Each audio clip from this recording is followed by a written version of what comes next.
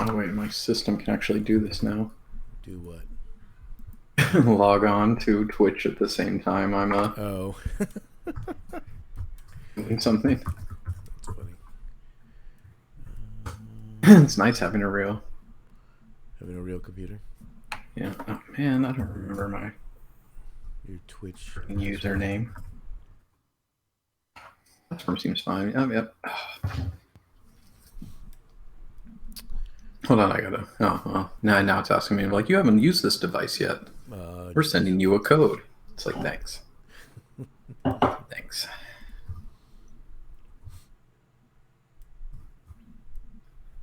There you go. let me see if I can hear. There you go. Let me mute it. Let me see if I can hear.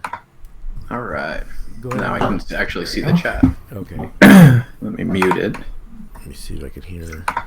Hold on, it's telling me to vote. Go Now I ahead. can actually see the chat. Okay. Do you have it on? Do you have the volume on? Well, it's an advertisement right now, so Okay. yeah. All right. I've got the volume on. Just to check the sound. You're a little low. I'm coming in fine. I don't know how to fix that, so I'll just have to fix it in post. Yeah. We'll get it in post. Don't worry about it. Well, how about now? Hold on. Oh, I just muted myself again.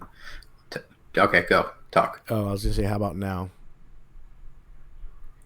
But a little better. Yeah, a little Okay. better. Well, I mean, there's a volume setting on the mic, so I can increase it if I want it. Let me increase it more.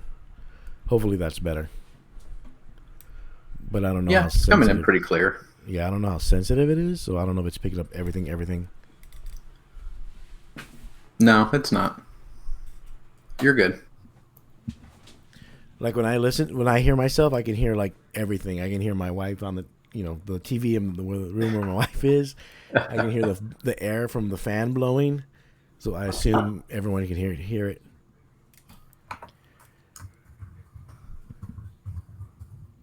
So, well, it looks like Jeff is on at least. Oh, hey, it's Jeff. Look at that. So, oh shit, I guess I better have the stuff ready. Yeah, right. Let me. It says we have 5 viewers. 4 of them being members of our own podcast community. Why is Alan on there too? No, I just see Jeff. I mean, he might be. I don't know. I'm looking for my codices. Oh, look at that. Yeah. Oh, hold on. I got to do a little ASMR for everybody. Oh God.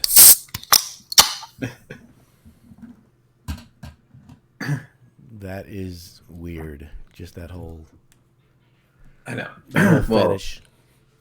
hey, man. Hey, if it got us some patrons, I don't know, man. It's a slippery slope. I get it. There was a meme that says, I think it said, "I'm not gay, but $20 is still $20." It's true. Man, there's nothing wrong with playing Diablo 2. I mean, listening to us, I don't know about that, but playing Diablo 2, that's totally fine. I know, right? Um. I fucking love Diablo. So no cameras today. Is there anything you wanted to add to the show notes? I don't think so. I mean, oh, that's what I need to look up real quick. What, the show notes? No, I mean, I have those open actually. Um,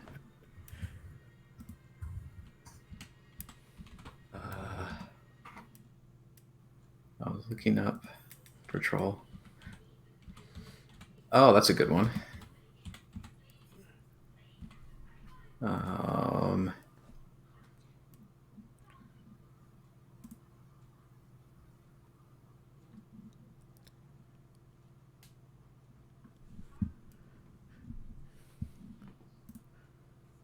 Here we go. We got a good one. For the this day in Salty John reenactment. Oh God.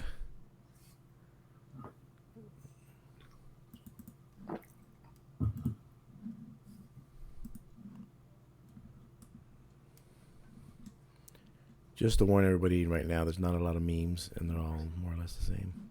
Yeah. John, of course, couldn't produce that for us.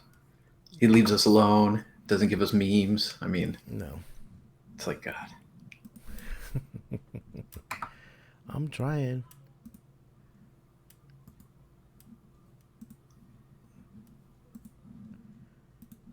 Been a busy day.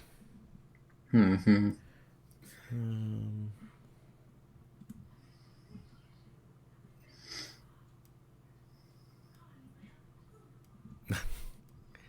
No, now I can hear the TV in the you background. can? Yeah, Yeah. because it's like super sensitive right now. Yeah. Hold on.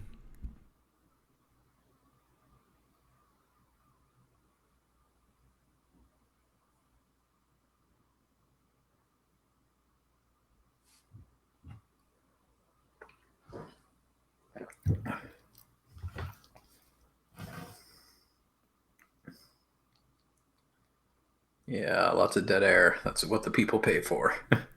Well, I had to go yell at my wife, so No worries. we don't need that. Do I sound lower now? No, you sound clear to me. Can you still hear the TV in the background? No. Okay. Hold on one second. We're gonna start fairly soon. Hmm. We're already 5 minutes late. There's No, only two of us this time. we are on time. We're just officially starting late.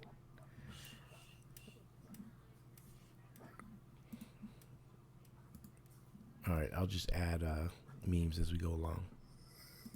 I make a lot of noise. All right. Fair enough. Oh, mean, hold on 1 second, man. 1 second, man. 1 second. All right. One.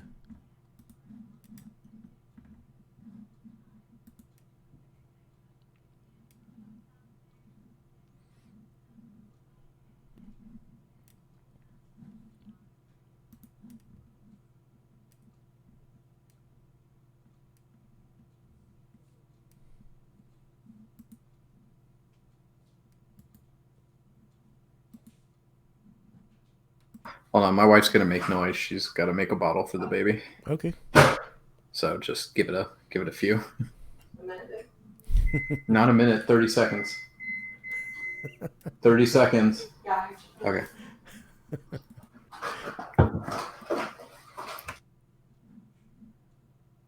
Can you hear the hum of the microwave? No, I heard the beeping when she was putting getting the time on, but I don't hear the humming.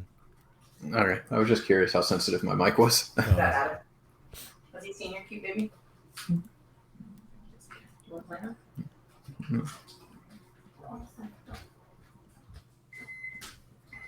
Yeah, just checking how Yeah. I heard that. the beep. Yeah. Okay, that's fine. All right, just give me another minute or so, just so we don't have a bunch of background noise. That's fine. I think at this point. Yeah. All right. We might as well get started then. All right. Just let me do the this day and John's reenacting. That's up to you. Okay, hold on one second. Let me just double check. Drop frames. Don't care. Looks fine. All right.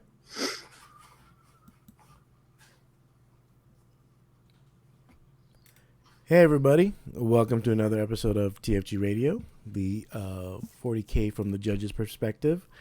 Today it's just going to be Danny and myself because Just Tom us. is busy and John is who knows where. John is currently doing the reenactment of the execution of Matahari. So, that is today, October 15th, as of this recording. So, he's a busy man, right? I'm pretty sure he has a mini guillotine somewhere. But yeah, Danny's with us today, as you can tell. John and Tom are out. So it may be a short episode today or this week. Today we're going to talk about the new codexes. Just briefly, if you wanted more of an in-depth dive into the codexes, you can probably go somewhere else, to be honest. Oh, yeah. There's a lot of better than us for that. I'm not going to say better. I'll say boring, depending. Yes, on, that too. I mean, like I forget. I think it was Independent Characters or somebody because they don't do codex reviews per se, but they go by the mantra of they know how to read, so they don't need to do a codex review for anybody. So if you know how to read, you should be able to do your own codex review. I mean, I don't know. I get it if if you're looking for like a top tier competitive player to be like, here's the only units I would take, blah blah blah. I mean, I guess, but most codex reviews really tend to just say the same things, especially because like let's be honest, half of them, if not more, just like crib notes what Goonhammer or someone else has to say, and then just riff on that, right? But even then, it's not. I mean, let's be honest. How many top players are there that podcast or write I mean, at articles? least not for free. Well, whether it's free or pay, it's not the numbers. It's not a lot. So That's yeah, true. you can. So a lot of people say the same things because they always say the obvious things, and then you got to go to the ones that were the top players to see what they actually, what they're saying or what way they think it's good. And even then, what may be good to them may not be good for us because we don't play the same style they do, or we don't have the same mindset that they do. Like No, that's very true. like I Nick mean, Nick Navati can tell me you need to do this, this, this, and this, but I'll probably forget. I'm not gonna lie. So well, I mean, I was gonna say, I think of it as the Sean Naden factor of Sean Naden can tell you, like in seventh edition, that lictors and Molochs are good. That doesn't make them good. Only Sean Naden makes them good. well, that goes more to the net list, which is like you copy this list, but you can't do what makes it good because it's usually the player in most cases, like Sean Naden, where he made that list possible, and you saw that list a lot, but nobody else could replicate what he did because nobody else can play that list the way he does because he's just that type of player. Oh, he's probably the best angles player there is, where he just thinks of weird attack vectors, man, and just punishes you for them. Right, and that's what I mean in terms of like, yeah, where he's unique in that it's hard to get into his mindset or to think like him because he comes at such a different angle than normal people. I guess. Yeah. I like Valerie's comment. I can't read someone do a review. That honestly, if with some of the questions I get at LVO, I am not shocked if someone was like, "Well, I actually can't read. I'm just kind of playing this by rote." I've been like, "Wow, that actually makes you far more sympathetic to me." I guess it could if you do like a audiobook, codex audiobook. Oh man, that would be so mind numbing. Oh my god, that sounds like a punishment It's to probably make someone. Yeah, it's probably almost like reading a technical manual. Yeah, I mean, I love reading everything about 40K, and even a lot of AOS. Even if I don't like see the matrix in the AOS that well, it's just interesting to look at unit stats and things. But God, I mean, Morgan Freeman could narrate that thing, or David Attenborough, and I'd still probably just get bored once it was like into the unit section. Well, that's also because for certain armies, almost all armies, you already know what certain units do or what their stats are. Right. That's what the fast forward button's for. That's true. So we'll just go over a few of the highlights, lowlights, what sticks out to us, especially for Space Marines, because the codexes that came out were Space Marines and Necrons. So the first 9th edition codexes. Yes, which is last year it was, or not last year, 8th edition. The first two codexes, was it Space Marines? It was Space Marines and Death Guard. I think it was Space Marines and Death Guard, yeah. Yeah. Because they were in the box set. It's whatever's in the box set, right? Yeah, that's who gets the first. Yeah, that's generally who gets the first full whatever. Yeah. Right, the full rules is whoever's in the starting set for the edition. Yeah. So Space Marines, it's a lot of the same. There's a bunch of new units though. After I say that. Yeah. But I'm one heavy intercessors, baby. And they're troop choices, right? Yes, they are. And John was right that they're intercessors. Intercessors are the backbone of the Primaris army, so they get to be troop choices. I'm not going to officially say John was right on air. You can do that. I mean, I have no qualms with that. But for Space Marines, other than the obvious units, like John's excited about the was it the Hammerfall outpost or whatever it's called? The hammer, yeah, the hammerfall, blah blah blah. Although that was actually one of my things of like, oh man, I was excited for that because all the fluff is like it drops down like a drop pod, right, and Right. establishes beachheads, and it doesn't have any come in from reserve rules. It doesn't. No, it's got three rules: Angels of Death, Defensive Array, and Explodes. So it's a Explodes. fortification that you just set up. But remember, with the whole, you can't be within 3 inches of a terrain piece, blah, Right. blah, blah, you actually really can't place it too many places. No, So, that sucks. yeah. Again, I literally, I'm looking at the fluff right now, right next to it. Hammerfall bunkers are launched from the Space Marines warships in the same manner as drop pods. But unlike drop pods, Yeah. But unlike drop pods, they have to come first they're and already set up there. and can't get too close to terrain. That's funny. So I don't, yeah, like I mean, maybe I didn't see like a stratagem or something that lets them deep strike, but or come in from reserve, right? I mean, I I don't guess think you you could pay can. reserve points. They also, it's funny, they don't have a movement value, but they don't have like the immobile rule or a tag. They just have no movement value. So I guess theoretically you could outflank them and they just show up on a board edge. But they need to move on. I guess in that aspect they it's just like a drop pod because drop Yeah, pod they're doesn't have a just movement value either. So I guess you could do that, and just I'm just thinking of like white scars of like, okay, I'm going to outflank these units, my hammerfall bunkers. There you go. They just show up on a board edge, and like, okay, well, you know, don't come within like 36 inches of me, otherwise I'm going to shoot you.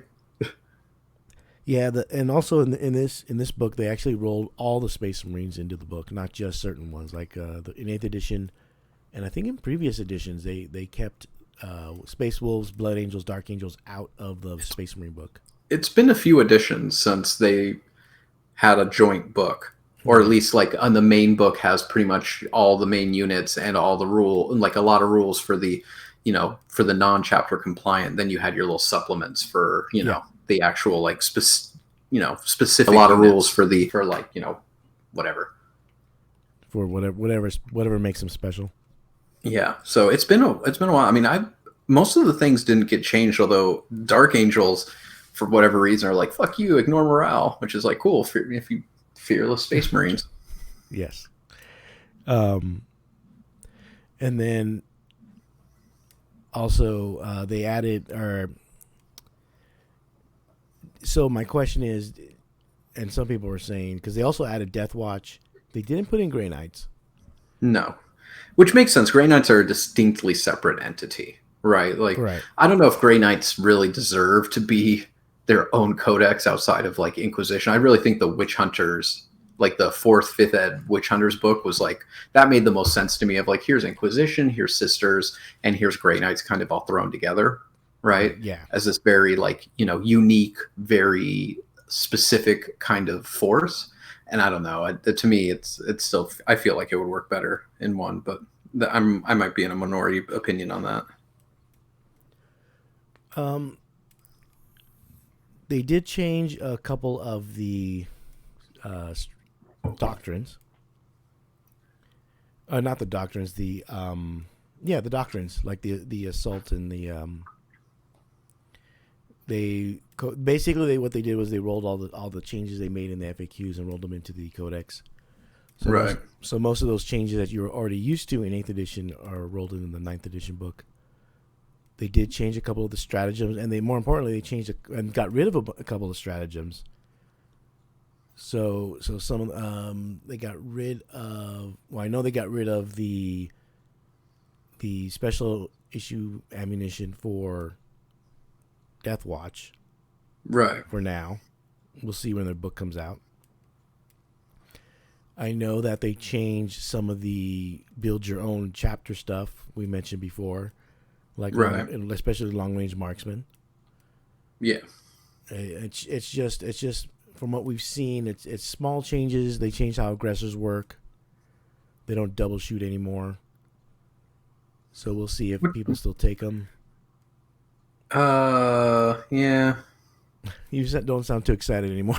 I mean, they're not bad. It's just I could see them in Space Wolves, honestly, because they if they charge, they get the +1 to hit, which cancels out their Power Fist penalty. Right.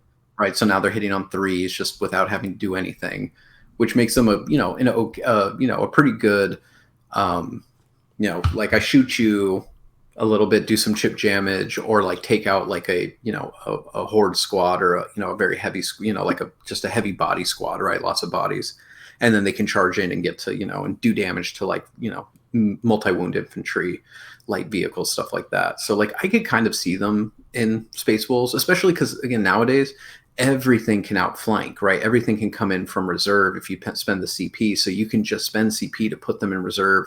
Turn 3, they come on, come into come on one of the table edges, come in, shoot something or flame something that's holding like a far flung objective, and then maybe try and charge in, right? And they're a pretty resilient squad that hits really hard and just again has multiple threat vectors. So I could see it there a little bit, but the whole Raven Guard, White Scars, shenanigans with them just don't work anymore. Right. Yeah. So you're saying they have to work a little harder? They do. They're just not. They're just not so much so clearly better than so many other choices now, right? I mean, that's what it comes down to. Right. I mean, what do you expect when you take away their ability to shoot twice? Like their efficiency drops insanely. Well, especially in like Overwatch, because there was always the argument that they stood still during the movement phase. So during Overwatch, when they used to fire, they would shoot twice, and we watched plenty of tournaments where that they would just wipe out a unit, the unit that's charging them, or reduce it to such that it was ineffective in close combat. Yeah, especially because they're still in grav armor, so they're 3 wounds T5, right? Like Yeah. they're not easy to kill. Yeah. I mean, they can still obviously die because this is 40K. Everything fucking dies. Nothing.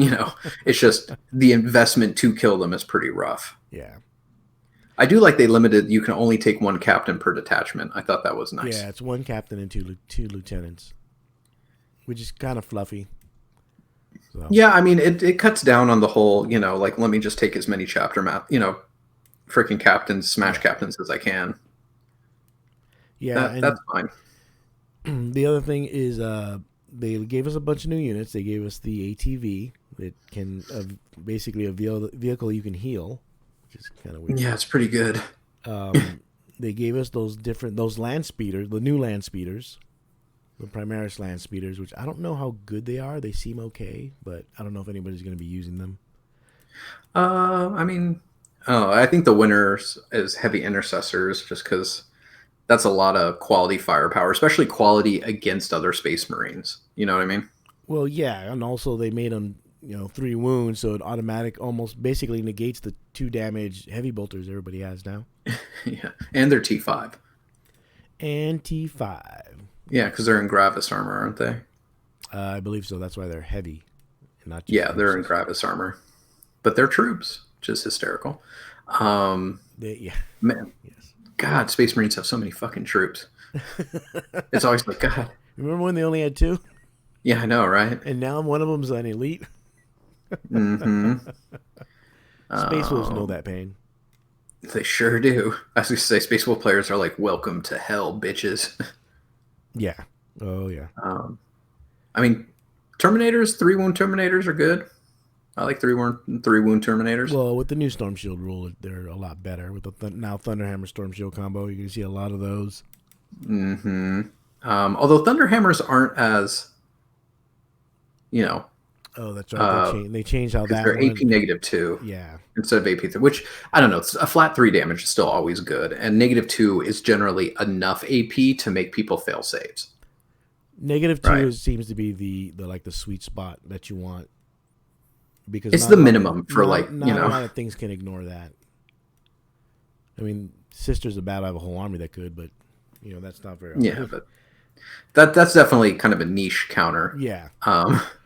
If someone's doing the Sisters Horde, the ignore AP -2 Sisters Horde. Yeah. Yeah, the Invader ATV, it's just hilarious because it's a biker, even though it's got 8 wounds. There's 2 guys on it, and they're in a vehicle. Yeah. I guess that's true. I like how it specifically has a Raven wing tag if it's taken in Dark Angels, Oh yeah. which makes sense. But it's something oh man, I'll just really piss off Adam. To give credit where credit's due, one of our teammates, Michael Snyder, made the point in White Scars, they're really annoying because you can, turbo boost them 20 inches on the first turn, use a stratagem to turn all their weapons into assault, Damn. and then just open fire with no penalty because you're White Scars, so you get no penalty for moving and shooting assault weapons. And so you can just first turn come up and just blitzkrieg something and shooting, and then still charge because you're White Scars. Hold on, I gotta go to the GW website real quick. Yeah. That's pretty good. Anything else Because from the even if they don't, codex? I like that dreadnoughts are core, at least the ones in the book. Oh right. So you could still do like the walking castle of dreadnoughts, or dreadnoughts with like the Yeah. captain and the lieutenants for the aura, right? And you just kind of have this walking fire base of vehicles. I don't know if that's good, but it makes me smile. So yeah, the Storm Speeder Hammer Strike. T6 at 10 wounds is not something doesn't give me a chubby. But the Melta It's Destroyer is pretty nice. still Land Raider. I mean, they bumped up Eliminators and the Blade Guard to was it 6, 3 to Yeah. 6. That's good. I mean, Blade Guard. Blade Guard is in squads of 6 is really good because they just become so amazing at holding objectives. Yeah. Because it's hard to kill them at range, and you really don't fucking want to melee them. Nope, not really. From what I've seen. So with the Storm Speeders, you can make them Raven Wing, which is cool because there's a lot that opens up a lot more tech. Yeah. So they come with Storm, Fury Missiles, Thunderstrike, Last Talons. I do not like Last Talons. Although that's not bad. Two basically last cannon shots isn't bad. They're just short range last cannon shots. I mean, the Thunderstrike has a lot of anti-tank. Like a lot of anti-tank. Yeah. That's why it's called Thunderstrike. Because then you're thunderstruck. Thunder.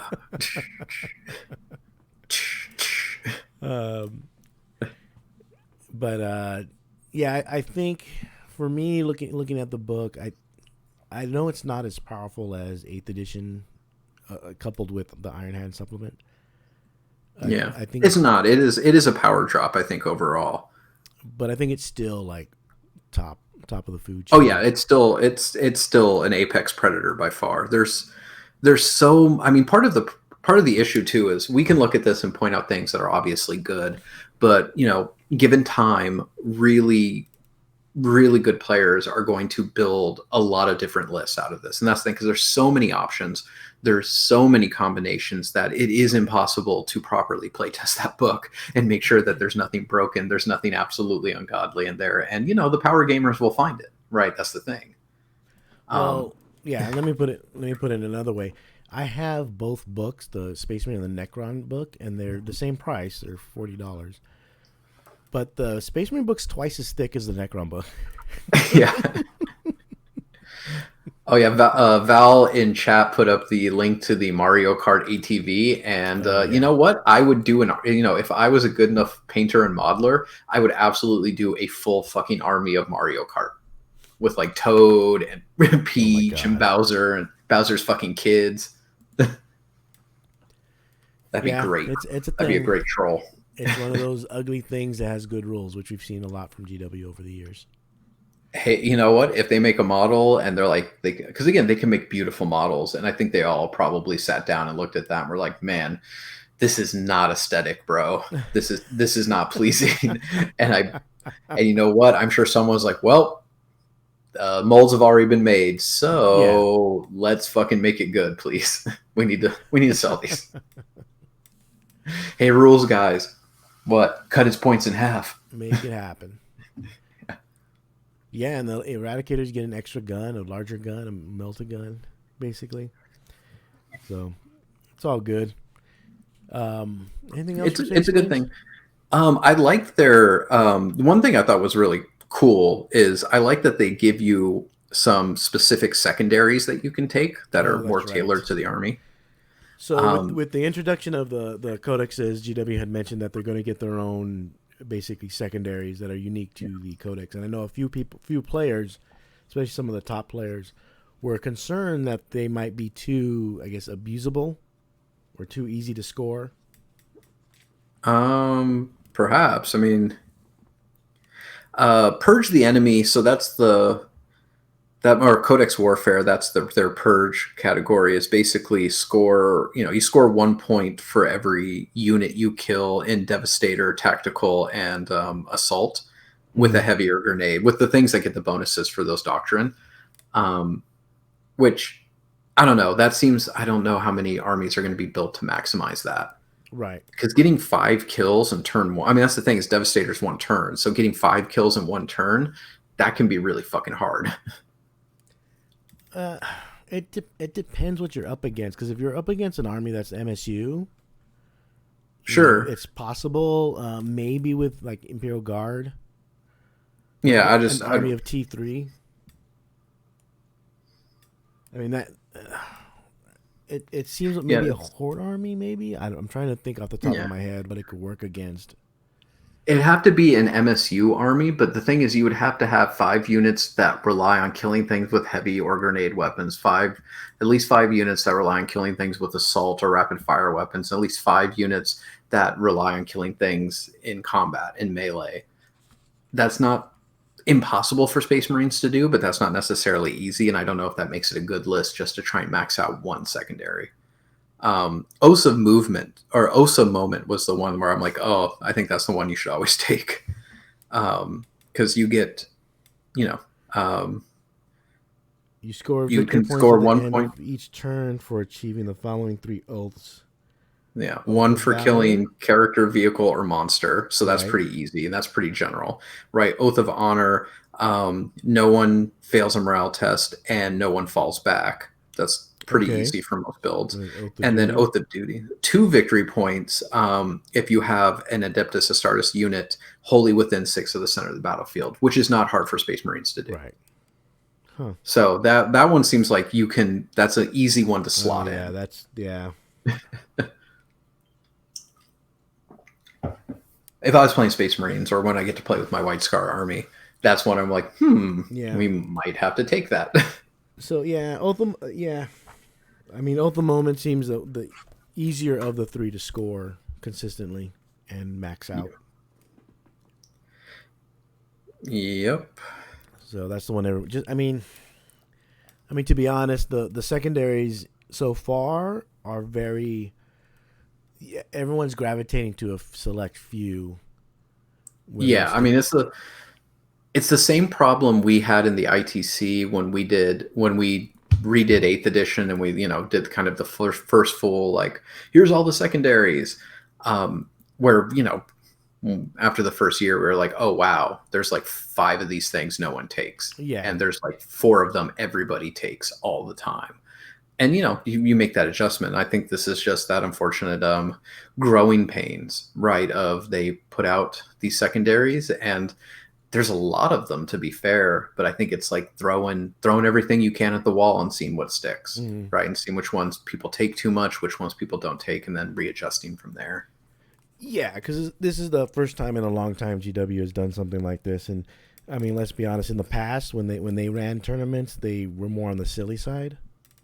Yeah, very much so. Their narrative, they were narrative based. They were about forging cinematic moments, Adam. Cinematic moments. True. Okay. They were more about forging the narrative than because they did include paint and sportsmanship. So again, it always blows my mind when it's like clockwork. Every, I want to say 18 months or so, we have in the community some big ballyhoo about like, let's bring comp back. Let's bring painting and sportsmanship back.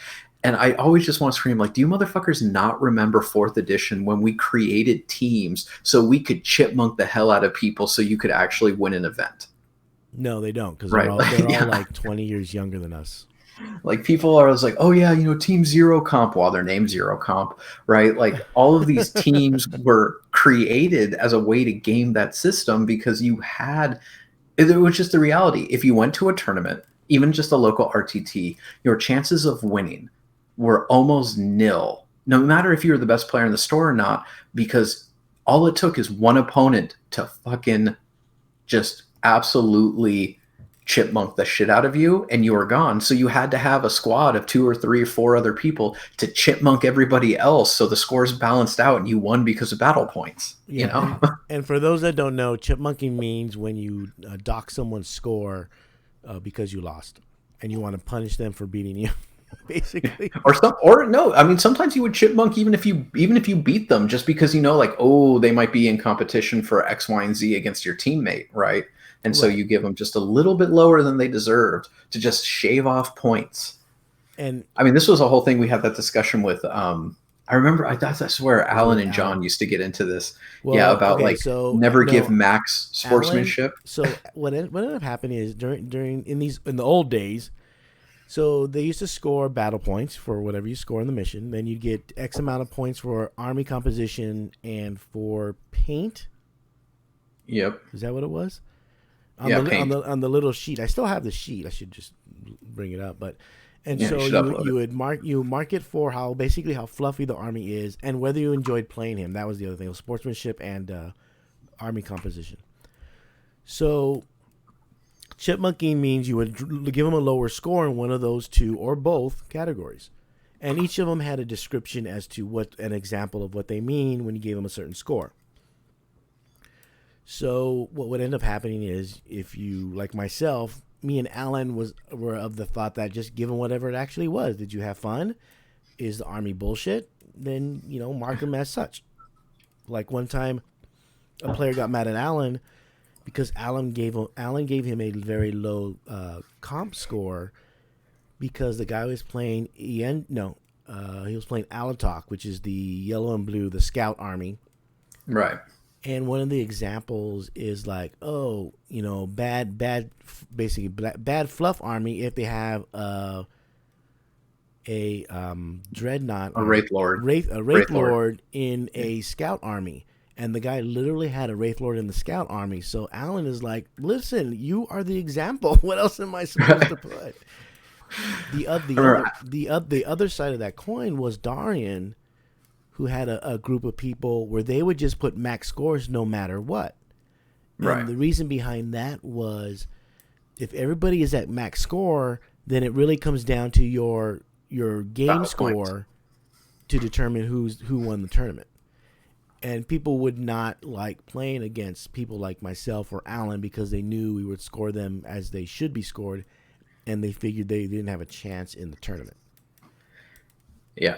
I mean, there's also always the and yeah, I remember because it was like 0 was I fucking hated this game for Yeah, sportsmanship. I would never play 2 this was person again. Yeah. 2 was it wasn't a very fun game. We argued a lot. 4 was it was a good game. I enjoyed myself. And 6 was, Best oh game my ever. God, this is the best game of my life. And so people would always get pissed when you give them 4s Right. because they'd be like, oh, come on, bro. Like, Right. what the hell? And you're like, dude, it was a fun game, but I was like, I don't want you to come over and fuck my sister. Okay. Right.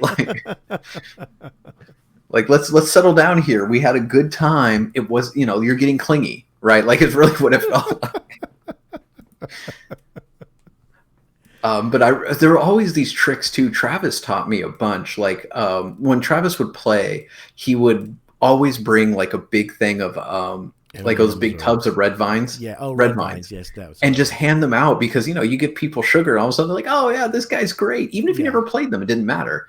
And then the M&Ms was for fantasy because this was back in like 7th or 6th edition fantasy, Oh, he would use them where for his you like didn't warp know charge points, wasn't it? no for your dispel scrolls. Oh, yeah. And he would be like, oh hey, I use these M&Ms for my spell scrolls, and when I eat one, that means I've used it, so that way I Right. keep track. You want some? And they're like, oh yeah, hell yeah. And he would instantly know, like, oh, you've only got 2 dispel scrolls, huh? Nice. All right. Yeah. So that when people mention that, I didn't mind it. And there were tournaments that had composition, which means and it was factored into your score. Even GW did this, where they was like, if you took 6 troop choices, you got X amount of points, things like that. Right. And that's where the name Zero Comp came from for that team. is that they didn't want comp. They didn't want something limiting what you could take in an army, things like that. So we gradually moved away from that, and Well, now that was the I was gonna say that was a big scandal of ITC, right? Was that there right, was no comp, right, right? There's no comp. There was no hard sportsmanship. There's no painting scores, yeah, right? Like that was like the whole kerfluffle where people were like ITC will never gain traction. No one's gonna want to play play yeah, these rules. And it's like, well, here we are. yeah. So, well, also we do have paint scores and stuff now too, which is kind of funny. Yeah, I know, right? Well, it's a simple. You either get 0 or you get 10. Yeah. Well, it's not even that. I mean, just mean for the hobby track. Yeah. And now people go to tournaments just for the hobby track. Well, yeah, which is great. I mean, that makes sense to me. Is it's a completely separate thing, right? It's you're here to basically play games, but really to compete in the painting side of things. Mm-hmm. So here's your own rubric, here's your own circuit, essentially, right? Jump on it, and I think that's great. Yeah. I think that's absolutely like how it, you know. I think Yeah. when you try to really mix them together, it just creates really problematic system. Yeah. I haven't seen one that's good enough. You know what I mean? Yeah. That doesn't mean it's not possible. I just never seen one that I feel like is good enough. I mean, we'll see. I mean, you never know. With the code of conduct was one step. I think the hobby track is another step where it's part of the event, but it's not part of the ITC. The main. It's not the main event. Right. You know what I mean? So I mean, it'd be interesting to see if that one day maybe. Oh, go ahead. Sorry. No, I was gonna say just that might be the way to do it, is to have them separate, but kind of like separate but equal, more or less. I didn't want to say that. But I mean But that's more or less what it is. I mean, it's almost an equal standing if you win the hobby track. That's why it's no, it really, is. I mean, it's a lot of sweet awards. yeah. But that's what I mean. Like if someone can win both, I think at one point Jim Vessel was on track to win both. I mean, see, that's what I would like to see is maybe we bridge the thing and we have like the combined or the Renaissance track where it takes your top ITC scores and then your top hobby track scores and then whoever has the highest combined, right? Like as a whole separate award. That'd be cool, Right. right? Of like a whole, and that's something that may happen. We never know. We don't. I mean, we don't make those choices. We help out, but we don't know we don't know everything. Yeah. But we got sidetracked a little. So Space Marines, They're good. still They're good. I think they've almost cemented at this point, because for a while they were not the starter army you wanted. Like if someone was saying, "Hey, I want to start in 40K. What army should I build, or what army should I play?" The default for at least 3rd through 5th maybe was like Space Marines. You play Space Marines first, and then you branch out from there. Right. And I think at 6th, 7th, and somewhat of 8th, especially early 8th, I think it moved away from that, where you didn't want to play Space Marines because they weren't as good. They just weren't as good. Excuse me. But I think now in late 8th and 9th, currently, it seems like even in a toned down version, it's still good, and it's still durable enough for new players to play, especially because it's in the starter set. But, yeah, no, I mean, and it makes, I don't know, you can be, you can get all bent out of shape about it, but the reality is like, it makes good financial sense if your starter army, your poster army, what you pretty much always push everybody to start playing with, that you push in media, is one of the stronger armies. Right, like no one wants to pick up a game and be like, "Oh man, I really love these bug models. They're awesome." Oh, what the fuck? What do you mean you get to do this? But I can only do this. What do you mean you get to do this? I can only do this, right? Like that's, it's again, people.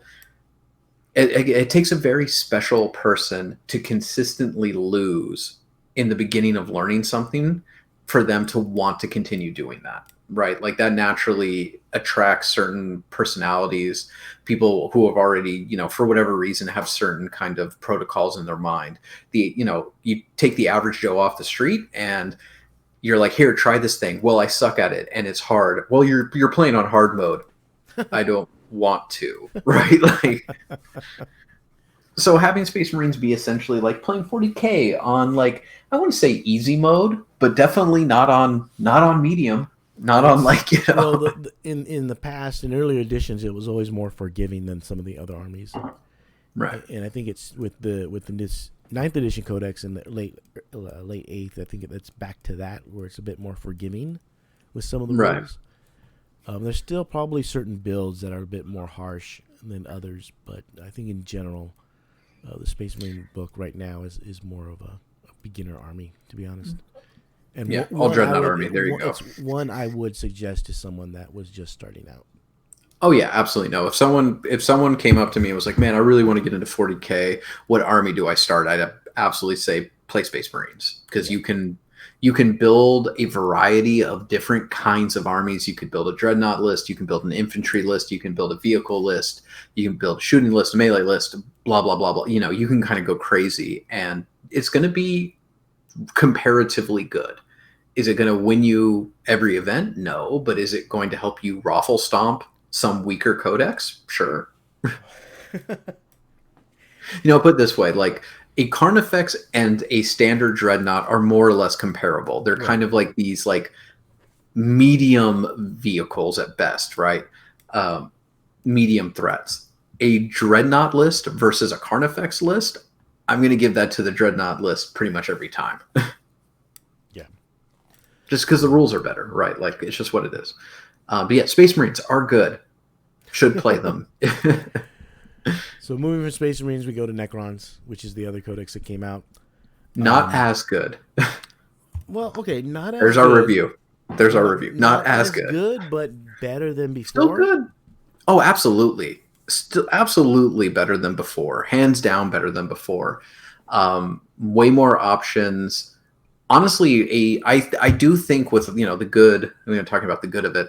A silver throng list, right? Like 80, 100 Warriors.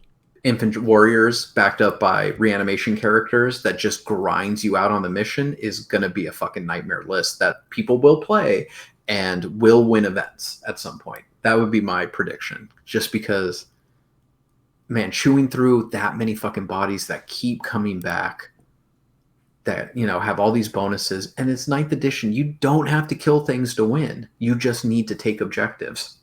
Right. It is basically like, how does your army? I mean, how does your army win? It sits in certain places at certain times and doesn't die.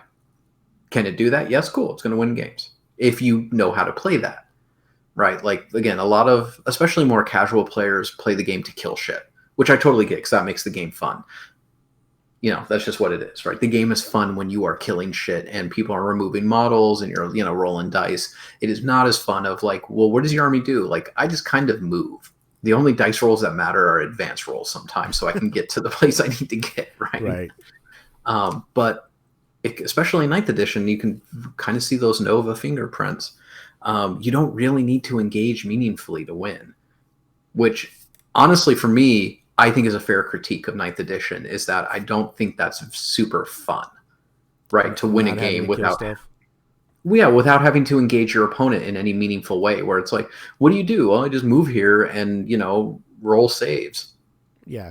Yay, right? Like that's the best build for Tyranids is a mass Gaunt horde, and it's just boring as shit to play. Like you don't even need to make attacks. It's just, I move here, I advance here. Cool. Right. All right, your turn. Have fun. Okay. That's why I never clock out because I don't attack. It's like, well, I could get like 50 shots on you. It's like, well, it's going to do dick damage, and I don't have to do anything anyway. So, like, okay, pass time. I basically have a movement phase. So, well, one of the new things with the Codex is the reanimation protocols. I find them better than the old ones only because you use it more. But I don't know. And Danny, how does it read to you? Because I know it's a long, wordy thing, and it took Let me me a go couple bring passes. it up. Hold on. I I gotta bring it took me the a fuck up. couple passes to get through it a little bit. All right, so let me find it here. Jesus. No, I don't care about dynastic codes. We know what those are. Ancient dynasties, stratagems.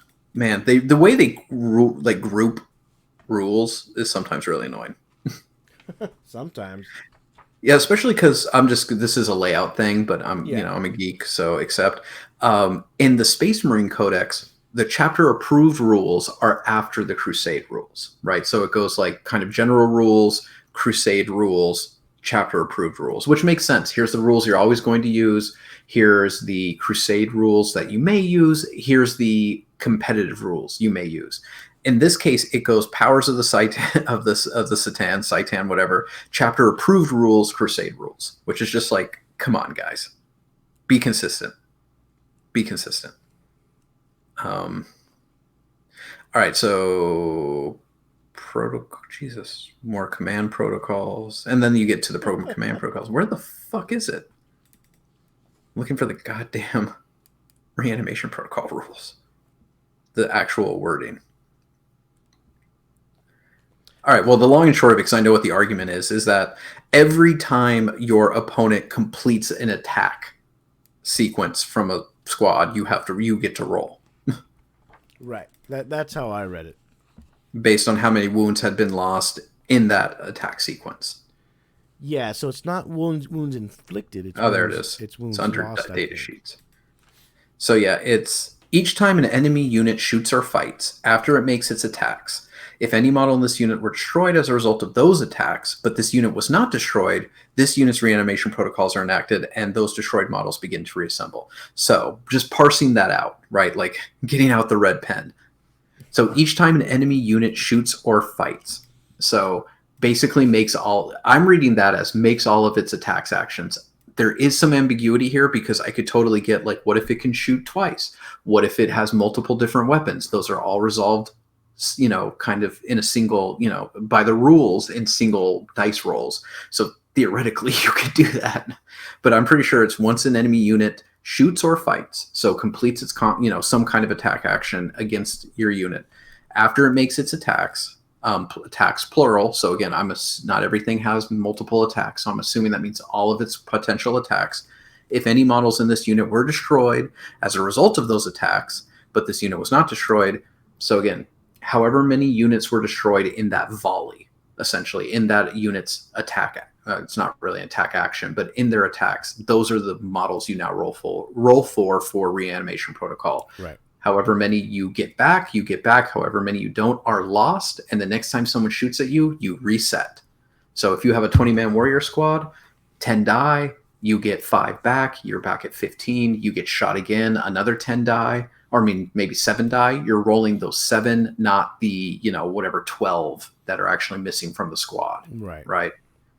And so it's just every time someone squad completes their attack actions against that unit, you get to roll. It's a really wordy rule, but it's, again, especially for a horde, for single wound infantry, it's amazing. For anything that's not single wound infantry, it exponentially gets worse the more wounds you have. Yeah, I don't know why they didn't just allow models to get back with 1 wound. I understand you'll spread them out so you get a bunch of models with 1 wound. Well, no, but you solve that like the same way you do resolving combat damage. You have to fill it up before you can move on to the other. Right. Yeah. So I mean, the other armies get to bring back models with only 1 wound or D3 wounds, depending.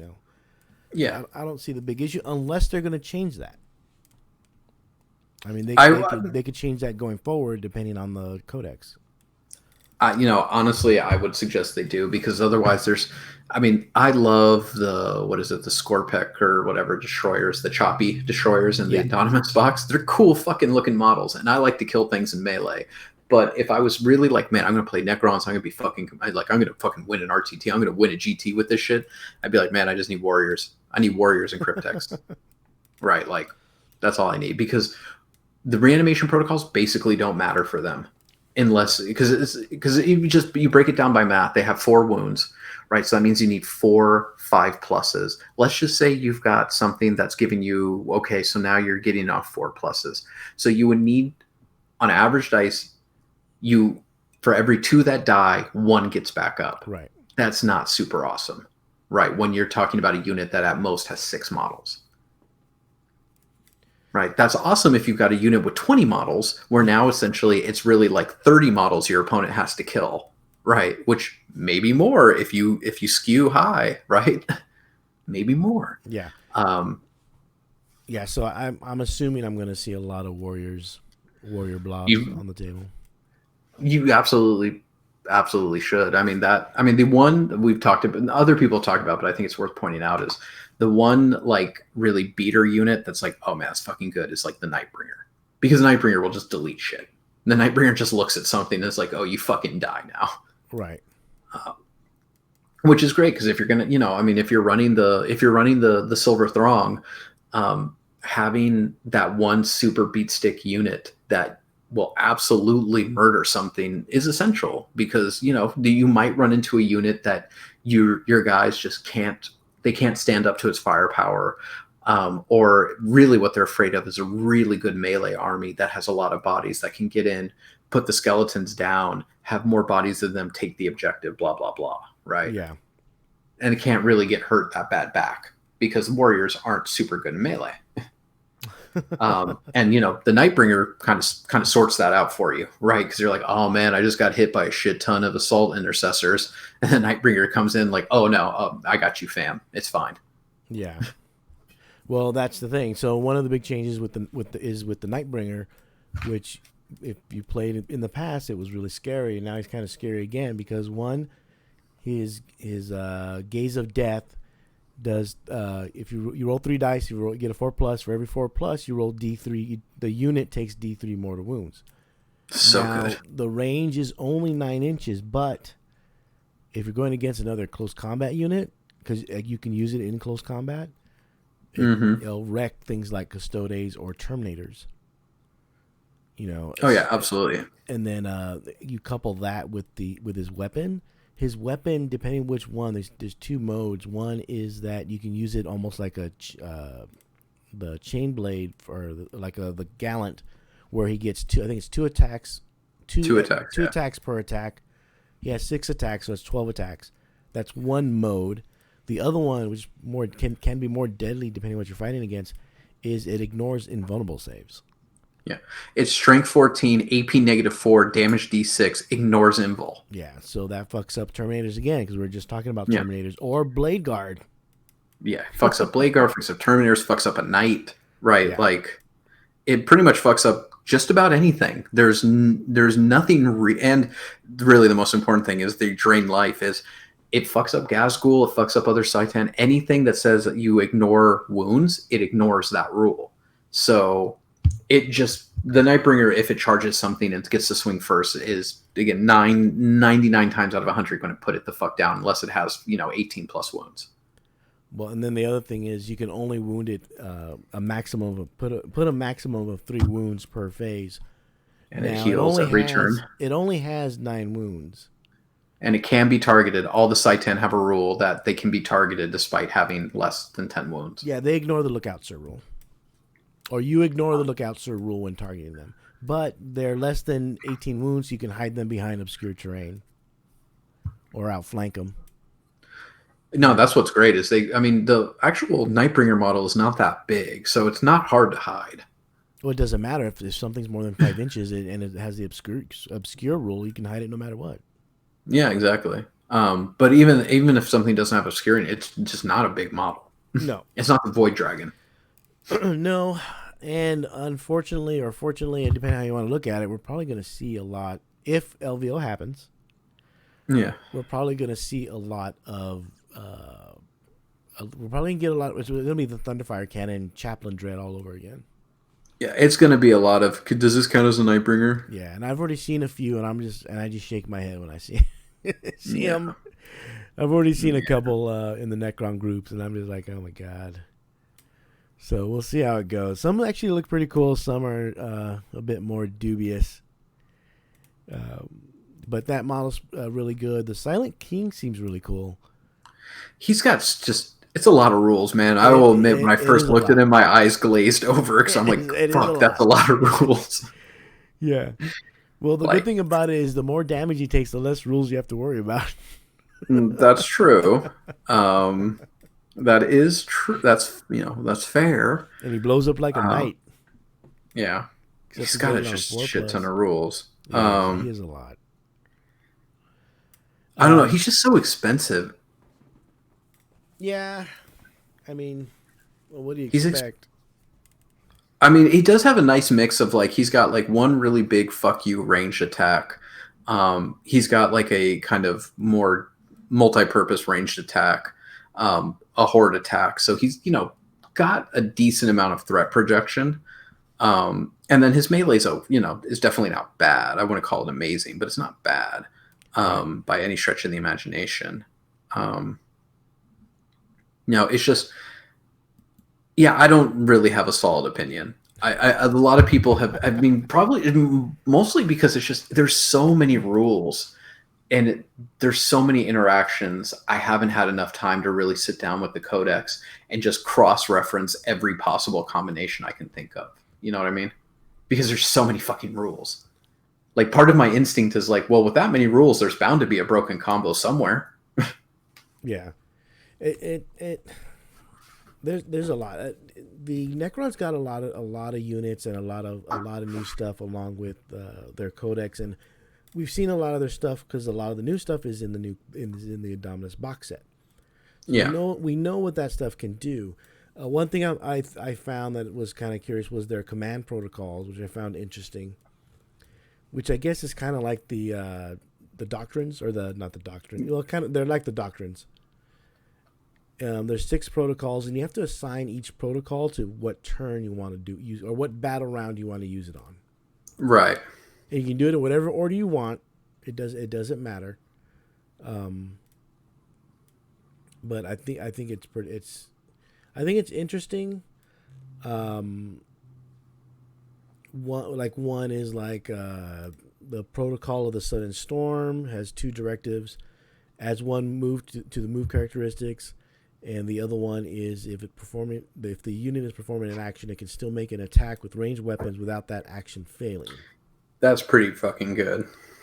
Yeah, so if you do have it do like deploy scramblers or raise the banners, they can still do that in addition to shooting. Yeah, no, that's really good for just unloading. And again, going with like the Silver Throng kind of army list, that plays into them because you can like, again, send a unit forward, have it start doing its, having start doing its action to take or to whatever it's doing to an objective. Enemy gets close, it can still just be like, and then I started blasting, Right.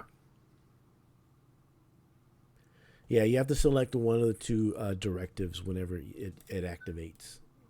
Yeah, and The there's some protocol. abilities that let you take both and stuff like that, like Yeah. connected to the to their I mean their chapter tactics, right? Their Yeah. dynasties. Like each dynasty gets basically one of the command protocols where it gets to have both because it's designed, the dynasty is designed to work in that way or whatever. I Yeah. will say though that the people who hated on the new Gauze Reaper for the Necron Warriors, Uh huh. if you're doing the Silver Throng, they're definitely a good choice just because their strength. There's Assault 2, Strength 5, AP -2, damage 1. Mm-hmm. But they're only range 12. But if you're just rushing the center to like, okay, I'm going to sit on all these objectives, you're going to have to come to me. Like, that's a lot of firepower that people have to fucking eat. You know what I Yeah. mean? Yeah. You're not trying to outrange them. You're making them come to you because you're just owning all the objectives in the center of the board. Yeah. I think it's a lot, just like the Space Marines. Even though the book is smaller, there's still a lot of new units and a lot of changes that I think people just haven't seen yet, or maybe haven't connected the dots. I Right. know there's some top players that are down on the Codex, but I'm not sure if it just needs to be played. I think it needs to be. I mean, I I'll mean, say this. there's something to be said between I don't know what the word I want. It's like book learning compared to field experience. No, I mean, that's what it is, right? It's knowledge versus experience, right? That knowledge is something that you can gain from study, from reading, from observation, but that's not the same thing as experience, right? Like actually seeing events play out in the real world under real conditions. They're not the same thing. Yeah, and for a lot of us who are still under lockdown or just don't want to go out and play or whatever for Right. various reasons.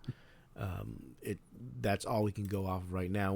Hopefully once things kind of clear up, so to speak, we'll be able to get more information as to what works, what doesn't work, how things actually work, as Right. opposed to how we think it works. So we can get more information on that. And like I said, if you want more in depth, there's plenty of YouTube and Yeah. other podcasts that can read it for you, read you to sleep. I mean, the one thing I'll say with the Necrons, which hurt me deep, is I love that I love the Nightbringer is back and like fucking mean as shit. I love that. It makes me pine for fourth edition. The monolith being Lord of War and as expensive as it is, like that was like, oh, That was I wanted monolith armies to be back. yeah, Right. that I was wanted you to be surprising. able to. The Lord of War part mainly because it's normally a heavy support. Um, Right. but so I don't know. Well, the price tag too. So I don't know if we'll be seeing a lot of monoliths. We may see one, maybe two, But taking two Lord of Wars is or three. I guess really you'd have to expensive take CP three. wise. You have to, yeah, you take three or one. There's really not a lot of Right. middle ground there. Yeah, because they don't have any Which other again Lord of is Wars. which sucks. And they have a ton of Lord of Wars. Oh, then, Like all the monolith builds are Lord of like the Wars. obelisk and all that stuff. Yeah. Which actually the obelisk was one where I was like, man, that's actually pretty fun, just because it can have 24 Tesla shots. If it sits still, which is pretty hysterical. Oh yeah, the Um, Tesseract Vault. Tesseract balance, yeah. I mean, I just wanted the monolith to be better because I love the monolith. Well, Um, maybe not better, but at least not a Lord of War. yeah, I mean, it's just this How much thing. bigger is it than the old one? There's that. I haven't seen them mocked up. I mean, stat wise, it's now a knight. I mean, it's T8 with 24 wounds and a Yeah, 2+ the save, so the it's pretty. model might be bigger, which is why the larger price tag. Yeah, It's I mean, priced. It's besides like the priced real like money world. it's priced like a Warlord of War. Yeah, which I guess fair. But anyway, Necron's not as good as Space Marines. No, I still think good. I I still think good. I think you could yeah. build. I I'll think put it this way. Oh, sorry. Go ahead. I I think didn't the want to cut you Necron off. groups are a bit too down on the Codex. It's different than the eighth edition codex, but that's a good thing because the eighth edition codex was garbage. Right. So here we are, right? Like I don't know, maybe you're just so used to living among the garbage that now that it's being brushed away, and you've got maybe a little bit of grass. Is it the nicest grass ever? No, but it's still pretty workable grass, right? Like you're all of a sudden like, but my garbage, my trash. Fuck you, change. I don't care if it's change for the better. I fucking hate change. I know, right?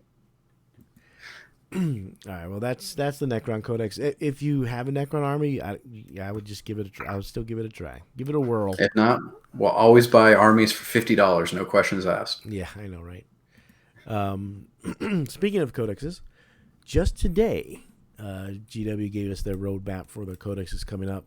They did mention earlier of the Space Wolf, Death Watch, Blood Angel, and Death Guard codexes that were coming out. We knew they were going to come out. We didn't know when, so they gave us a when. So Mm-hmm. next month is Space Wolves and Death Watch, and then in December it's going to be Blood Angels and Death Guard. And so let's stop there for now, for right now. Excuse me. So I made the comment when I posted it on our Facebook page of at least we're getting the Marines out of the way now. There are a few people online that are a bit upset, to say the least, Mm-hmm. because we're getting more Marine stuff. We're getting 3 Marine dexes and then basically one Chaos Space Marine. So more power armor. Right. It's all power armor. I don't know. I'm assuming the at least the Death Watch, Space Wolf, Blood Angel were developed along the same time as the Space Marine Codex. Yeah. I mean, one would think the smartest thing to do is if, like a good chunk of your armies are power armor, is that you would develop them all kind of more or less at the same time. So you're kind of streamlining them, making sure that they kind of fit together in some way or form, or that they're Right. distinct from each other in some way or form. So it's not a surprise to me that Marines would be getting the bulk of the early releases. Like I'm not shocked as a Xenos player primarily, is that fun? No, but is that kind of to be expected? Yeah. Is it worth bitching about? Not really.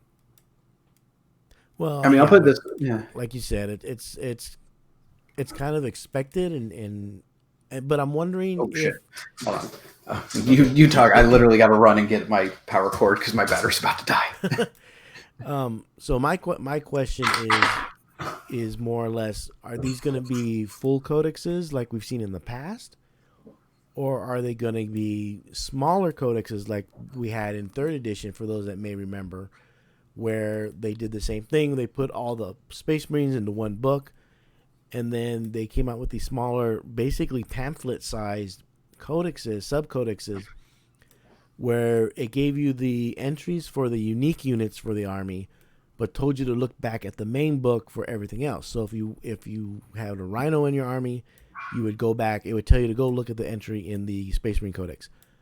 If you had Blood Claws, though, that entry would be in the Space Wolf Codex. So if you had, or like back when Space Wolves could take a Lehman Russ Annihilator, that would be in the Space Wolf Codex. But if, like I said, if you wanted a captain or a rhino or a razorback, that would actually, or a drop pod, it would say please see the Space Marine Codex for that information. So, like I said, I'm wondering if the same thing's going to be here, where they're just going to give you the background information, whatever else, and then just have you refer to the main codex for the more common stuff, and then only have the codex for the more unique items, and and if they do, are they going to charge the same price? Like I said, the Spaceman Codex is $40. Is the sub codex, which might be half the size, is that going to be the same price? Because if it is, that's kind of a lot of money. It will. No, in GW, it will be. But I mean, either way, whatever. I think the background plus the new Crusade stuff plus the new match play secondary stuff with the new stratagems, new warlord traits, new relics, things like that, that might bring it to the size of maybe the Necron Codex as opposed to the Space Marine Codex. So they may still just put everything in there at the same time. You don't want to. Do you want to carry another book? Would you rather take the Space Wolf book that has everything, or have to take the Space Wolf and the Space Marine book, because you have to go back to the Space Marine book to look and see what the stats of a Rhino are? Yeah, that's fair. I mean, that's certainly an issue, right? Is how many books are you pulling? Especially because this is early in the edition, Yeah. but in a year and a half, 2 years from now, we're gonna have like 3 more supplements, and then we're gonna be in the supplement phase of the edition where it's just now we've got this supplement, we got this campaign book, and we got this, and we got that. And suddenly you're carrying around 8 fucking books. Well, hopefully, like I have they're on my phone because I have the digital copy, obviously, because I got the codexes. So hopefully that works out more and people start using that more. I find it very helpful, just to look up stuff in general. Maybe not to build an army, but at least to look up stats and things like that and special rules. Right. That would be helpful. Same with the Death Guard book is a bit different because the Death Guard there's no Chaos Space Marine book that's out right now, or a new Right. version. So now seeing that leads me to believe that they're probably just going to be reprint everything in that one book, and still charge the same amount, but we'll see. The last two that they mentioned is January 2021, where it looks like, I think they're just temporary covers. I don't think they're the actual covers for the Codex. One looks very Imperial. John thinks it's Custodes because it looks like the Emperor on the Golden Throne almost. Kind of, if you look at that picture. Yeah. The bit. other one is I think they already said it's a Xenos book. I'm not 100% sure. Yeah. We'll see a Xenos book. And that image is taken from the main rule book, where it lists different kinds of alien races that aren't the ones we know and love. Right. So it's like the other. So I don't know. Some people are thinking maybe it's like almost not like a crew mercenary, but like other aliens. But I think it's just a placeholder. and just It's probably a placeholder image, to be yeah, fair. Although I would think it'd be great if they released just like a the Herod Collective, right, oh and just had god, like this random mix of like various Xenos that you could play as a unified force. yeah, it would be different for sure, and I'm curious what it would entail. But I think both those images are just placeholders, and just one telling us it's going to be Imperial focused, and the other one being obviously Alien or Xenos focused. But we'll get more information. There is for we're recording on Thursday. There is a preview, I think, on Saturday. This Saturday. For all your new Space Marines. It said it's it said something about gridiron and blood or something like that. So it's probably Blood So Bowl Blood Bowl, yeah, and then something else. yeah, Blood Bowl, cool. I mean, the new Blood Bowl 2.0 is coming out, Yeah, I mean that makes sense. so we'll see. And then Warhammer Day, or what's it called? Warhammer. Yeah, Warhammer Day is coming up, which I don't know how they're gonna do, but I'm not in the UK, so we'll see what's announced then. Also, yeah, the preview is this Saturday, and it says Gridiron and Glory. So I'm gonna say Well, Blood Bowl and Warcry. probably that sounds about right. Yeah. So so I look forward to that. Hopefully, it is a new like alien race. I mean, some people were complaining that okay, we already have 100 codexes. Here's another one we got to keep track of, and I'm just like, okay. I mean, remember a time where there was only like 10. So Yeah, exactly. Variety is the spice of life. yeah, yeah. So so again, just keep an eye out. They'll give us more information as time moves on, as always. And there's always the leaks we try to find, things like that. So this Saturday we'll see what else they come out with. So I'm looking forward to that. So moving on. One of the things I wanted to talk about real quick was, and it happens a lot at tournaments, not just big tournaments, but in any RTTs, even leagues, things like that. When you're playing in a competitive environment, and you can argue really any game is competitive. Like we used to say when I used to referee and coach soccer, friendlies aren't always friendly, or friendlies aren't friendly. That's what it is. Which is true. I've had to break up more than a few fights at a quote unquote friendly game. But something that's been coming up lately is what I call forgetfulness. And what that basically means is players that tend to forget their rules. And for some players, to be honest, it happens a lot more than others. It could be age. I'm not gonna lie.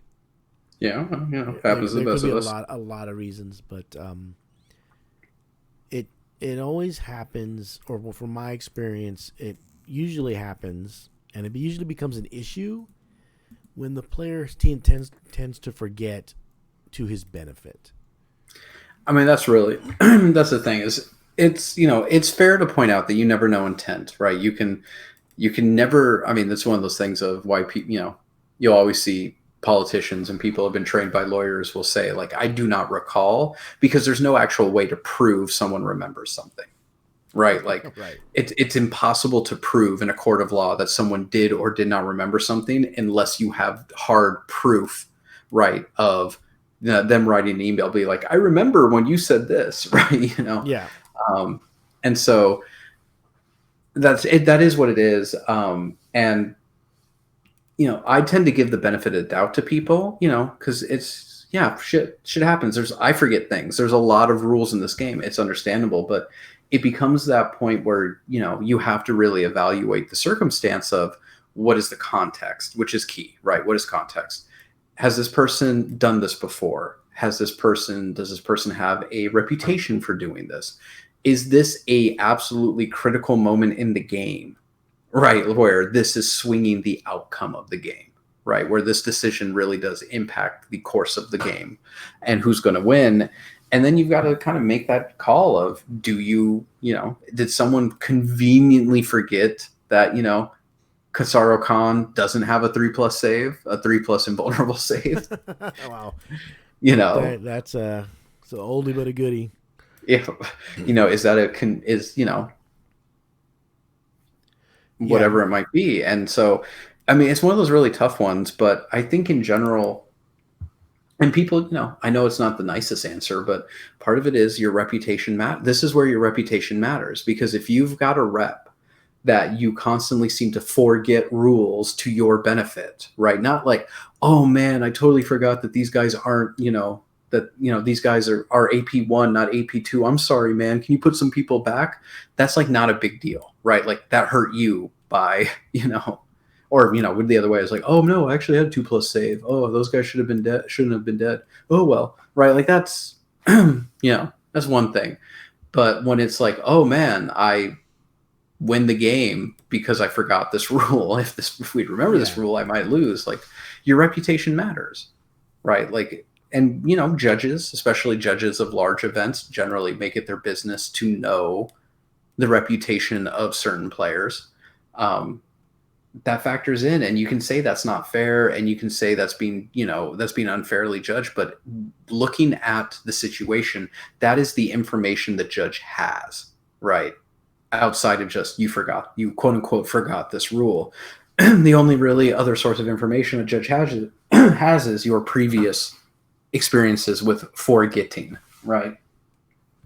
Well, And it's so it's it's not even that. That's part of it is, but your reputation in general, not just with forgetting stuff, but just in general, can bring into doubt your sincerity when you do say you forgot something. It's almost like crying wolf, where you might forget something, or you may nudge something, or may do something, and people, especially in the area, especially when people travel to other tournaments, they know and they talk, and people know about other players, and they mention them on podcasts or YouTube channels or whatever, and they start to recognize and know how certain players are, and whether they're bad actors, or they forget, or whatever they do.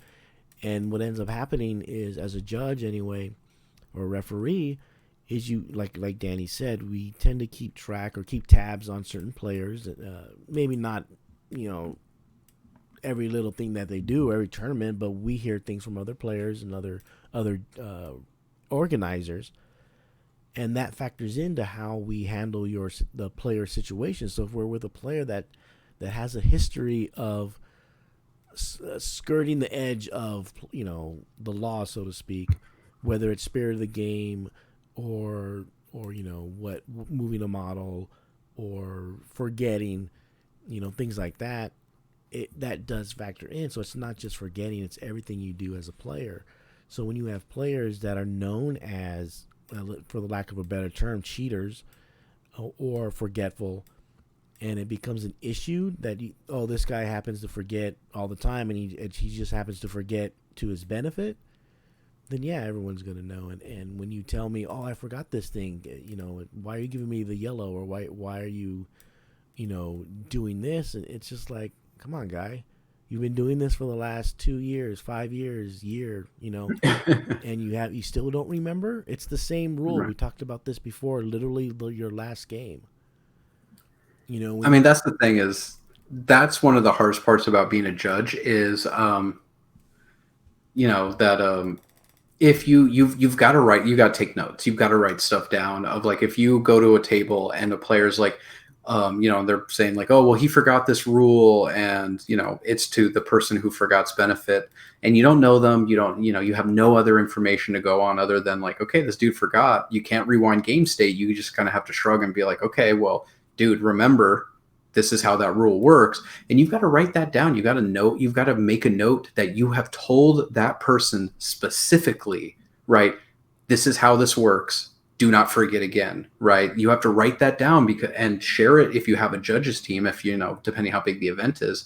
And then if it comes up again in another game, right, that you can be like, dude, I told you this is how it works. You don't get to forget again, right? Like, you don't have that excuse anymore. And that's when you can start coming down, right?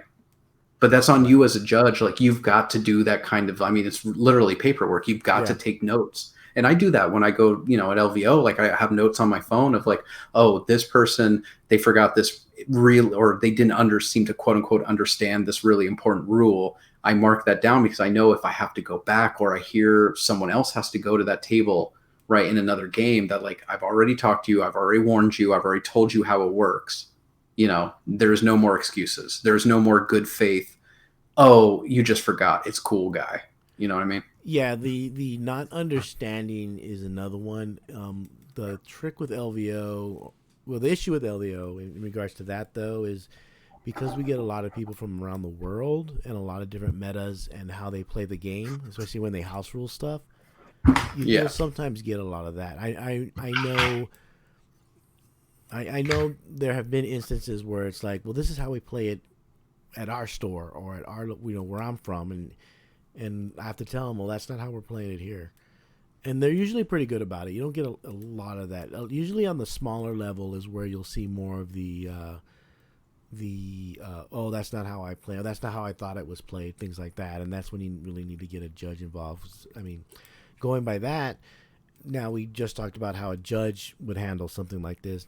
Danny, as a player, if you're in a tournament, you're not a judge. Let's say you're at SoCal Open, uh, where you're playing, and you Mm-hmm. encounter and someone happens to forget. Usually your initial reaction is just like, all right, cool, whatever. We'll just pass it off. Now this is where reputation takes kind of comes into it because don't I mean I'm not gonna lie, everybody talks. I mean it's like being in high Mm-hmm. school. Being at a tournament's like being in high school. Yeah. It's Everybody there's talks. there's tons of clicks. Well, it's not even that. It's more the rumors and the, oh, you're playing this guy. Let me tell you let me tell you about him. Right. Yeah. That kind of goes around, and so when that goes, Mm-hmm. and this plays into where your reputation comes into play. So if you're always known as that guy that happens to forget rules, or you happen to play it the wrong way, quote unquote, then once people know, they're going to warn your opponents, and they're going to know. But let's say you don't know, and they do it the first time, Danny.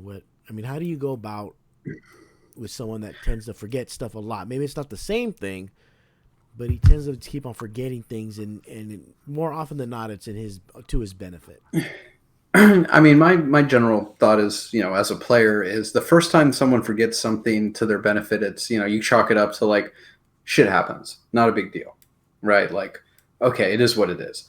But if the moment that's more than once, right? Like, or the old line, one shot is a car backfiring, three shots is gunplay. Right? Like, I'm not gonna lie, I never heard that before. okay, well, anyway, we don't even know why I know that, but you know, so yeah, like again, it's one of those things of you hear a loud noise outside, you don't call the cops. You hear three loud, what if sound like gunshots in rapid succession, maybe you call the cops. Um, it's one of those things where I go in and I try to, I just want to, have fun. I want to enjoy my game. If it's absolutely like, and this is one where again, context matters. It's not like there's not a lot of hard and fast always do this kind of rules because that doesn't work when you're talking about, really comes down to interpersonal communication. If it's someone I know and I know their reputation, the first time I'm going to be like, sorry, bro, you forgot. No takebacks, right? Like you forgot. Because, if I know, there's a few people I could think of in SoCal where I'd have to take that position. You know, but if it's someone I don't know, I've never heard anything negative about them. Yeah, the first time is like, sure, whatever. Maybe even the second time, depending on, the severity. If the game is on the, I mean, and it also depends on my record. If I'm 2-0 and this is the game, then hell yeah, I'm calling the judge and being like, let's just get a third party. I'm too biased. I don't want this to happen. Let's get a third party and just, let it be how let them make the call. So there's no hard feelings on either side. Right. If I'm like, if I'm 0-2, fuck it, man. Who cares? Like, Right. play the fucking game. Yeah. I don't care. Yeah, your placing and what you're playing for could matter also in that decision. It absolutely does. Cause again, it's the reality. Like the more wins, especially in a row I have, the more I'm going to want a tight, accurate, precise game because, because there is just the reality. If you are 1-2, if you're 1-3, you are not playing a very competitive game because you didn't bring a competitive list. You're clearly not piloting it well, right? So just enjoy the game, have fun, play, fuck around. But if you're 3-0, 4-0, you better be playing on point. Yeah. You know, Yeah, and and that's airborne. something else Oh, that factors into it. yeah, airborne makes a good point. It's because if you let a little thing go by, it sets a precedent that it's okay, and then something bigger comes by, and then you get into the fight because they can always be like, "But you let that one slide." Um, which again is true. You know, like things like that. It becomes a slippery slope very fast. You know, you let a little thing, suddenly little things are okay. Then what about big things? You Hmm. know. But I think it's all about advocating for yourself, and part of it too is is understanding the game state. I think a lot of bad actors thrive is that they play people who don't really understand how the game is unfolding. So what they think is like, oh, that's not a big deal, it's okay. You can you can take that back, or like, oh, you forgot, it's fine, don't worry about it. Um, or like, oh, you forgot that rule, okay, let me re-roll it, or let me do that again.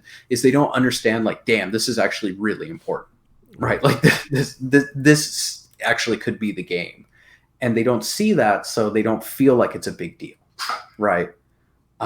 And it's just the reality of what makes a good player is they understand those small moments that actually start snowballing and setting up the big moments that change the game, right? And players that Right. are not as strong at the game don't see those, right? They only see like, oh man, you deleted my best unit. Like, oh man, that's oh man, I didn't see that coming. They didn't see like, well, first actually, you had to move here. I had to move here. You had to not shoot here. You removed casualties this way. Et cetera, et cetera. That's what set up me to do this. Because if you hadn't removed the casualties here and here, I wouldn't have been able to see them from this angle, right, and kill them. Yeah, what's funny is usually when and that usually happens like in the early rounds. Usually as the rounds get higher up, those players those players that take advantage of newer players or players that maybe are not don't see the board the same way. Once they No, start I running mean, into better players, that's when they kind of and that's when you get meet the their fights. end. Yeah, and that's usually why I don't worry about stuff like that because people would ask me about certain players and how they're doing and why and they're winning and things like that and yeah, it can be tough sometimes and maybe they didn't have a nice game with or they didn't cause a nice game with someone, but in terms of them because people, I mean, I'll put it out there, people don't want them to win, and there's a reason Hmm. for that. But I'm usually confident that the better players would take care of them because they actually are on top of that type of stuff. But That's one of those things of if you watch, usually there's a few games. I'm trying to think of a specific that maybe it's on YouTube. I don't want to necessarily call people out.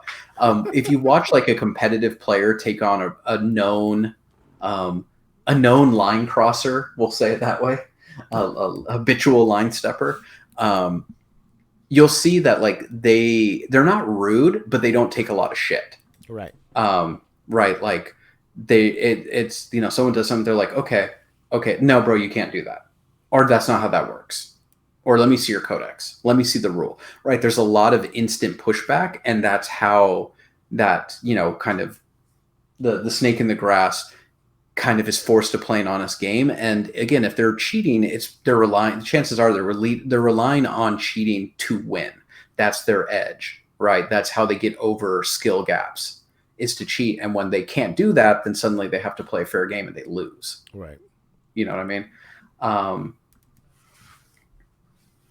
Okay. and again, Airborne's right again of that, like, the problem with these cheaters and why I think it is important, especially if you're a TO or even if you're a player, is to be able to call people out and understand it's not a bad thing if you're talking with your friends. You're like, hey, this guy, he forgot like 3 or 4 big rules. And I think it really made a difference to the game. And to like talk and let people know of like, oh man, this guy seems to have a pattern of forgetting, or this guy's a fucking cheat. Like we caught him with loaded dice, whatever it might be, is to out those players, to talk about them openly in your community, so you can get them out of your community. Because Airborne said that the damage is in the bottom 100, 200, where you get people who just get rolled by someone who's cheating in a game that doesn't even matter, Right. right? Like they just want to win. It doesn't matter if they're going to win anything. They just want to be able to say like, well, I went 2 and 3, for their own fucked up ego, right? In need of validation. We need to get them out of the community, and they're not going to get out of the behavior is not self-correcting. People don't just wake up one day and be like, you know what, I need to quit heroin. It's bad for me. Nothing bad's happened to me yet, but I don't, but you should. It could. Right. This is from almost a lifelong smoker of like, I don't wake up and be like, man, I should quit. It's like, when I suddenly get a bad cough, maybe then I'll have to wake up. But like behavior is not self-correcting. These guys aren't going to change just because they suddenly realize, oh man, it's wrong for me to cheat. I really should talk to a therapist about why I need to cheat at toy soldiers in order to feel good about who I am and what I do. Right. Like, you've got to, maybe if they get, they get ostracized from their community, maybe that's enough of a wake up call where they're like, oh, well, I guess I do need to change because I like doing this. And this is my social, whatever it might be, blah, blah, blah. Yeah. Or if they're not going to change, you at least kick them the fuck out. Right. Like, you talk to your community, talk to the TOs of the various tournaments or whatever that it happens at. Because as much as you talk to the community, the TOs may not know unless the community let them know. For instance, we had a player that was banned from the store, but he wasn't banned from the store he wasn't banned from the store until people came up to the TO and said, "Hey, if this guy's here, if this guy's going to be at the tournament, I'm just not going to show up." So that started to affect the attendance, which affects the money. And when you affect someone's money, that's when they're gonna, take it's charge. like fucking with my emotions. So after that happened, they had to let the guy know that he's no longer welcome at the store, and he never came back.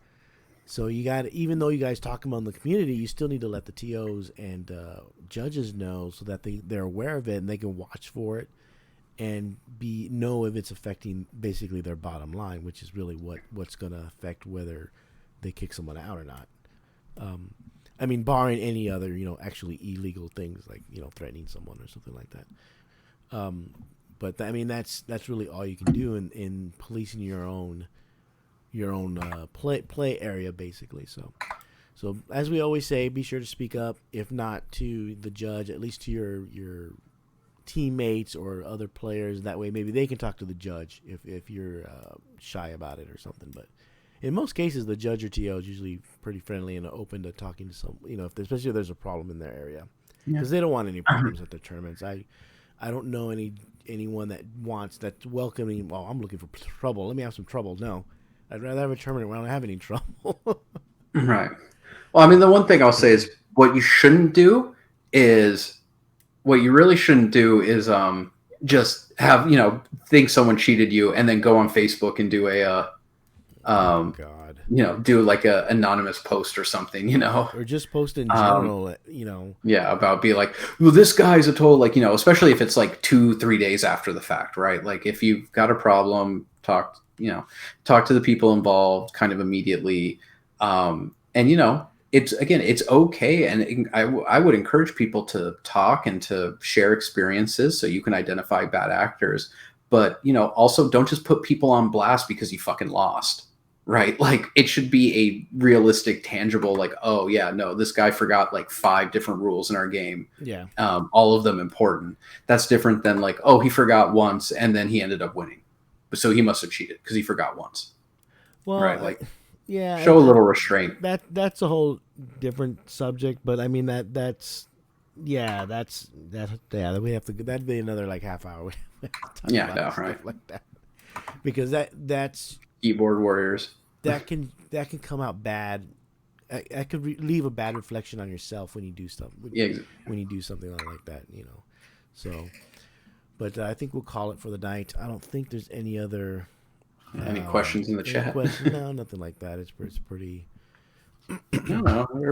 So yeah, if someone gets defensive when you call them out or ask to see their codex, that's a bad sign. Oh yeah, right. Because like plenty of people have asked me like, oh wait, is that how that works? I'm like, here you go, bro, check it out. Because I'm pretty sure it works the way I think it does. And if not, I'm happy to have a discussion. Yeah, right. Like if someone tells me like, that's part of too, you as a player. If someone asks you like, hey, can I see your codex? Or they're like, is that how it works? Don't take it personally unless you're cheating, right? If you're cheating, take it personally, sure. But if you're not, like, because again, I've plenty of times have been like, hey, I don't think that's how, or if someone said like, I don't think that's how that works, man. And I'm like, okay, well, here's my codex. Here's the rules I'm talking about. And I'm just like, oh, do you want to get a judge? Right. Here's how I see it. Here's my argument. Do you want to get a judge to resolve it? And I'm not mad at them.